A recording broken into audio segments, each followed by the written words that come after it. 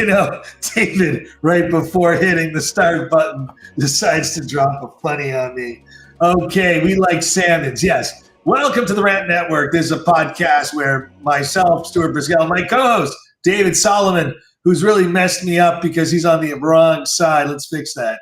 Can't handle that. Now, we are basically podcasters, videocasters, and have been doing this not for 3 weeks, but for almost 3.5 years, where with covering a multitude of topics without holding anything back. We hear about unfiltered, raw dialogue.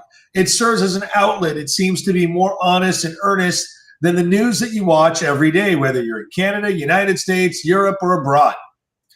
We dive into issues that people just sort of forget. Once upon a time, the dinner room table, was somewhere where we discussed events based off facts, things that happened. When the news used to report facts, kind of a funny thing. We're in the 24th century, and are we really reporting facts? All right, guys, sit back, relax. David, when you think about Groundhog Day, when you think about Nixon, and when you think about politics as a whole, how do you find the world today as a mirror looking backwards? Oof. Well, look, folks, have you been, if you haven't been paying attention lately, and that wouldn't surprise me, because if you're only CNN, MSNBC, and if you are, thank you for joining our podcast, ABC, CBS, NBC, you name it, type of news consumer, this story probably fell completely off the chart, because Mark Zuckerberg admitted that the Biden-Harris campaign, the Biden-Harris group pressured Facebook to eliminate, to cut, to censor free speech and dissension during COVID. Now, I could tell you firsthand, and Stuart and I could both tell you firsthand, when Stuart says we've been doing this for 3.5 years, it's 3.5 years. We started in February 2021, right at the, we were still in COVID, and we made comments about masking. We questioned the validity of isolation, masking, closing of schools, and we got strikes by Facebook. We were shut down for a week. We were not allowed to broadcast through Facebook. And when we tried to appeal, there is no appeal process. Try it, folks. Get a strike. See if you can appeal. You can't. They're judge, jury, and executioner. Now, we couldn't understand why somebody who asks a question brings up scientific research. And Stuart, God bless Stuart, found at the time scientific questioning on the validity of COVID and certain aspects of it and ideas and whatever. And we were told we breached Facebook policy. What happened to free speech, Stuart? What happened to it? Only when it works with the Democratic Party does it matter. It's okay. And Mark Zuckerberg, I guess, I don't know what he had. Stuart had some sort of morning epiphany or whatever, or couldn't live with the consciousness knowing that he and his organization misled Americans, misled Canadians, misled people around the world because they were pressured by the Democratic Party. Now, a lot of people are going to say, well, there's no proof that it's Biden. It's no proof there's Harris. It could be somebody in the organization. There's no, let's not blame the president. Well, Stuart brought up Watergate before, folks, and we talked about this offline. And the exact same thing happened in the 1970s when the Watergate break-in.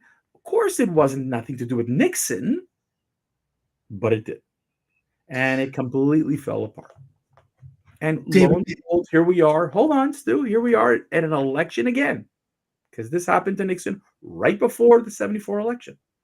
The 1972 election, pardon me. And here we are again talking about a potential scandal. But why, Stuart, would the God bless these liberal media want to put another scandal on the table? They've already shut down the Hunter laptop.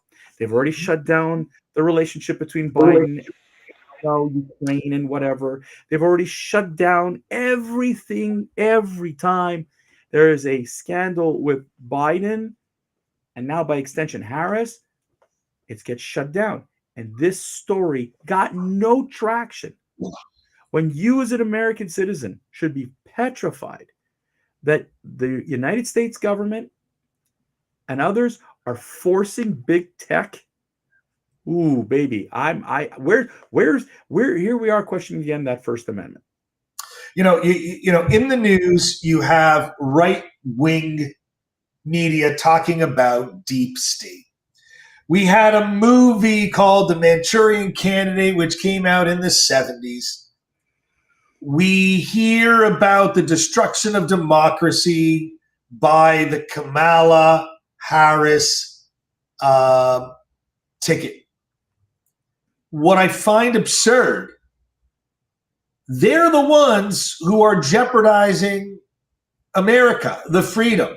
They're the ones that lied to the world. They're the ones that censored the world. They're the ones that went after people to the nth degree. They're the ones that want to take away your rights. They're the ones that want to obliterate the Constitution. They're the ones that are hiding from the press. They're the ones that are trying to pull Soviet-styled persecutions against their political rivals. They're the ones that are not being held accountable by what it seems to be state media. And what I also find, which is the most annoying thing of all, where is the moral fortitude of the world to call this out as state-sponsored media, not free press? And by the way, these are publicly traded companies.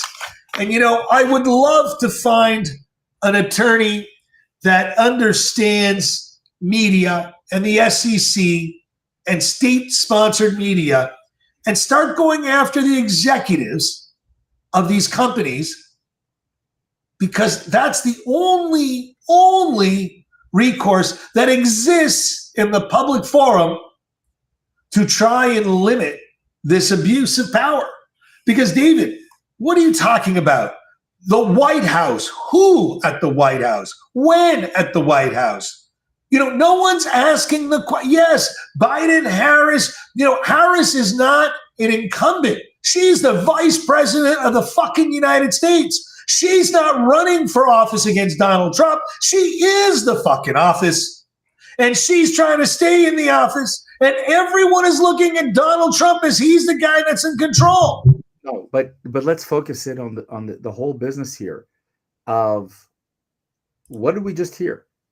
Mark Zuckerberg is telling us that the United States government, the Democratic Party, is coercing Facebook to censor free speech. Folks, I'm trying to understand something. When you stand on a dais, as we saw last week at the DNC, and you're standing there from Oprah to Obama to Harris to Biden, the great criminal, the great threat to democracy is Donald J. Trump. When in reality, people, the reality is that the Democratic Party is trying to strong arm their way back into power. They're trying to change the narratives. It's not enough to buy. It's not enough. Continue in power, not get back into power. No, 100%. They're sitting in the presidency and the vice presidency. They have the majority in the Senate, absolutely. But what the Democrats want, Stuart, is absolute power, and absolute power is autocratic. And they're going to wrap themselves around a flag and say, no, we're the United States. It's a democracy. You voted us in. When you talk about voter fraud, the question that, you ask yourself is, why would the Democratic Party be so against IDs at the voting station. The statement is it's racist. It's Jim Crow-like laws. And most Americans, when polled, said, of course we want an ID. Of course it makes sense. Identify who's voting. Let's not corrupt the voting system. But that's okay because the Democrats say that's not fair because it's all about trying to twist the systems so that they can get absolute power. Now, people are sitting here going, this is conspiracy theorism. It is conspiracy theory, people. Look at what's going on. You've got a media that is the propaganda machine for the Democratic Party. You now hear that big tech. I mean, look what just happened in France, Stuart, where the CEO of, and now the name of the social media platform escapes me, was arrested because he permitted free speech, and there was supposedly criminal activity. Okay, you're talking about the Telegram. Time out. Let me get the point across. And now they're saying, and you hear these rumblings in the United States, we should do the same thing to Elon Musk. We should arrest Elon Musk because he is not censoring enough. And you're sitting, hold on, wait, Stuart. I know you might not agree with me, and that's good. But what I'm trying to get here at is look at what you're talking about. What are we censoring? You know, and the left wants to censor everything they disagree with. So here you are. You are doing it overtly in this way. You're doing it, you're lying to the population that you're not trying to control the messaging, but you are to get elected, that you want absolute power. It will not be enough unless there's a Democrat in every position of power in the United States. And that is frightening, Stuart. It is. The guy's name is Pavel Durov. Thank you. And the reason it's from Telegram, and he was arrested because he wasn't cooperating over cyber and financial crimes linked to the app. Now, listen. Stuart, if you listen to the rumblings after he was arrested, I agree with you. I agree. The comments were, let's go arrest Elon Musk. Wow, people. Yeah. Like, at some point, are we really offering free speech? Or are we offering controlled free speech? This is 1984 all over again. The book, folks, not the year. This is where, the government's going to control what we think and how we think. And in COVID, Stuart, Zuckerberg admitted that the United States government went out and twisted Facebook's arm to control the messaging on COVID. Why? So okay, I can only speak to, and again, the facts about this Telegram story, which need to be understood. Forget the Telegram story. It actually has to do with Facebook. So okay. the difference between WhatsApp and Telegram is that WhatsApp limits the maximum amount of broadcast to individuals to 1,024, compared to Telegram that allows 200,000. And what they're asserting, which they haven't formally gone and said, but trying to point this out, if I wanted to start a riot, if I wanted to start a coup, if I wanted to do something against the government, I now have a machine to mobilize 200,000 soldiers with a single click of a button. And that is governments are terrified, dude. Well, this is because Meta and WhatsApp is Facebook, dude. No, but we're talking about the censorship. Right? No, but censorship. Isn't it ironic that Zuckerberg just came clean, just as the Telegram CEO got arrested? Could be. Right. And now I'm just trying to tie it in to a bigger twist, because why does one of the richest tech billionaires want to apologize 4 years after the fact? I don't know if he apologized. I don't think he's apologizing. I think he's just admitting. I didn't hear a word sorry. All I heard was, it's a billionaire apology. But what I'm trying to say, David, is no one's asking the next best question. why was this as an advantage to actually talk about it today? Why would he talk about it today? No one's asking that question. 4 years after the fact that he fucked the nation, fucked all these doctors, humiliated, destroyed the lives of thousands of people. He destroyed single-handedly. He destroyed because the White House said, we don't know who, we don't know where, and we don't know how. David, we got to wrap this up. Stuart, I'm just gonna tell you that this is a crazy thing that to believe that, that the U.S. government, Biden's administration, by extension Harris's administration, pressured an executive to ensure that the messaging regarding anything to do with Biden, especially with COVID, was to make the Biden administration look good. And it just amazes me. And by the way, he even commented that even satire, even what we were doing, fell under this form of pressure. And it just goes to show you, folks, that the Biden and by extension Harris, if you think that you're getting democracy, if you think that they are the beacon of democracy, they're the beacon of communism, as Stuart put it earlier, that this is what they're trying to do. This isn't democracy. Democracy is free flow. Control, that's socialism. And by extension, and it gets to communism. If this is the country you want to live in, I'm tapping out. I'm done, Stuart.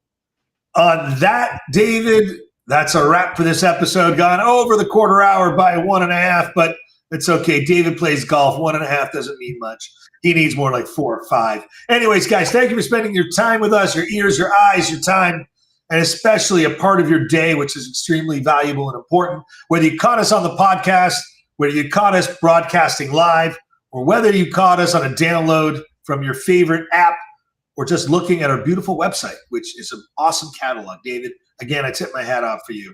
Again, every Monday, Wednesday, Friday, noon Eastern, this podcast goes out. So long as the titans of media don't try and restrict it. And everyone, guys, stay connected. Thank you for your